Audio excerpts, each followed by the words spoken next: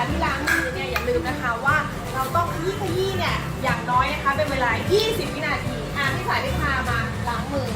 โชว์ทุกคนแล้วโชว์ทุกคนล้างเลยครับล้างกับมามีนะอย่าลืมนะกาดห้ามตกนะ